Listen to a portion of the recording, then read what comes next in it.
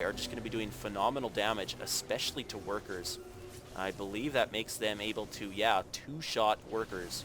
Or sorry, technically one-shot workers, because 21 times 2, yeah.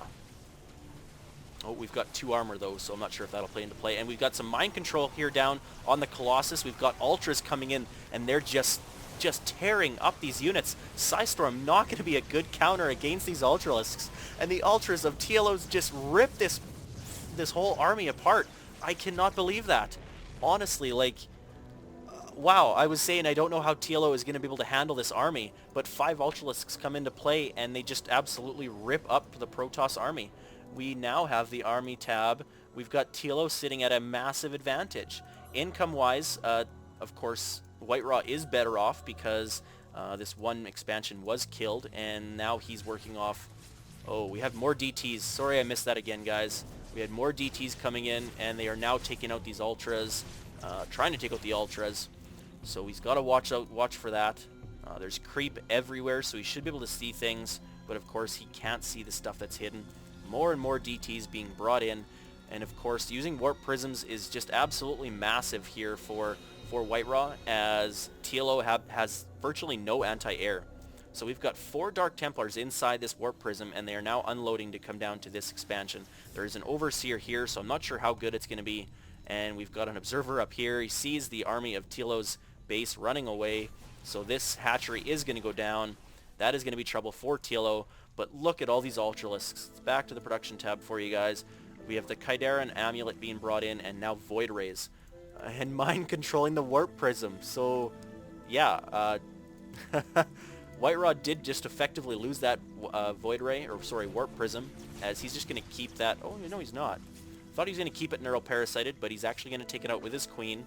And nice Dark Templar here being Fungal Growthed. So that's another way for the Zerg player to deal with all these Dark Templar, is Fungal Growth and then kill them.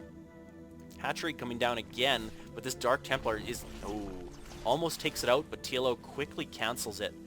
And trying to scout this base here, I don't see any other harassment coming in from WhiteRA, but TLO needs to get this extra armor upgrade for his Ultralisks.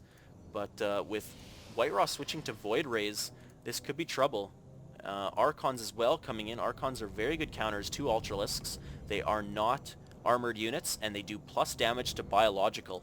And of course, Ultras are biological. Every Zerg unit is biological. And another Warp Prism being mind-controlled by TLO. With that Neuroparasite, he's now going to be able to bring in a couple Queens or something and just take that out, losing 2 High Templar and 2 Zealots. The army here now of WhiteRA being pushed out. We've got Immortals, very healthy mix of army. Immortals, High Templars, Archons, Zealots, Zealots with charge, of course. And we've got both upgrades for the High Templar, the Kaidaran Amulet and the Psionic Storm. Storms, of, as I said before, though, not a very good counter against all of these Ultralisks. Ultras coming in now, a couple of the Infestors being taken out. Feedback actually put down on them, so they were virtually useless. And these Archons are going to clean up this expansion very quickly, taking out those Ultralisks oh so fast.